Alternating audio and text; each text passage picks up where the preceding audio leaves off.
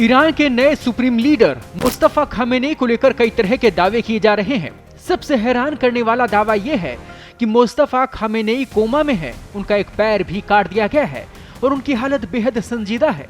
ये दावा ब्रिटिश अखबार द सन ने अपनी रिपोर्ट में किया है। द सन की रिपोर्ट उस समय सामने आई जब कुछ घंटों पहले ही मुस्तफा खामेनेई का पहला संदेश सामने आया, जिसमें उन्होंने कहा कि खाड़ी देशों में हमले जारी रखे जाएंगे और हॉर्मुज स्ट्रेट की भी नाकेबंदी रहेगी।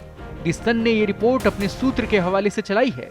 रिपोर्ट में दावा किया गया है कि मुस्तफा खामेनेई की हालत बेहद खराब है, वे कोमा में हैं।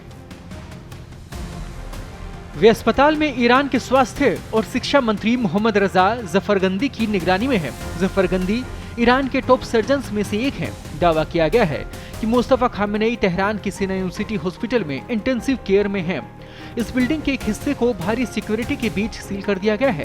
रिपोर्ट में बताया गया है कि मुस्तफा का एक पैर कट गया है और उनके पेट और लीवर को भी गंभीर चोटें आई हैं। हालांकि ये साफ नहीं है कि मुस्तफा खामेनेई 28 फरवरी को उसी हमले में घायल हुए थे जिसमें आयतुल्लाह अली खामेनेई की मौत हो गई थी। हालांकि ईरान के सरकारी टीवी के एंकर मुस्तफा खामेनेई को रमजान का जाबाज यानी कि घायल योद्धा बताते हैं।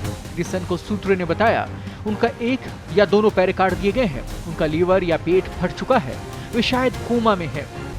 रिपोर्ट में दावा किया गया कि 2 दिन पहले ही ईरानी राष्ट्रपति मसूद पेजेशिकियान चुपके से मुस्तफा खामेनेई से मिलने गए थे। सेना हॉस्पिटल के इंटेंसिव केयर यूनिट में सिर्फ कुछ ही ऑथराइज्ड लोगों को ही जाने की इजाजत है।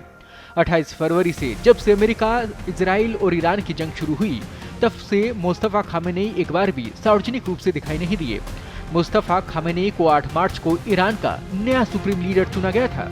खामेनेई की मौत के लगभग 1 सप्ताह बाद उसी दिन ईरानी मीडिया ने खबरें दी थी कि मुस्तफा खामेनेई देश को संबोधित करेंगे, लेकिन ऐसा नहीं हुआ। इन्हीं सब बातों के कारण उनकी हेल्थ को लेकर अटकलें, अफवाहें और दावे और भी बढ़ गए हैं। हालांकि अब तक मुस्तफा खामेनेई को सिर्फ दावे ही किए जा रहे हैं, कुछ पुष्टि नहीं की गई है।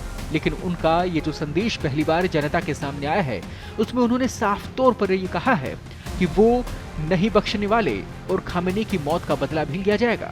ताज़ा अपडेट्स और बड़ी खबरों के लिए बने रहें पत्रिका के साथ। मैं हूं आपके साथ कृपाशंकर शर्मा। देश दुनिया की ताज़ा खबरें और वीडियोस के लिए अभी डाउनलोड करें पत्रिका ऐप।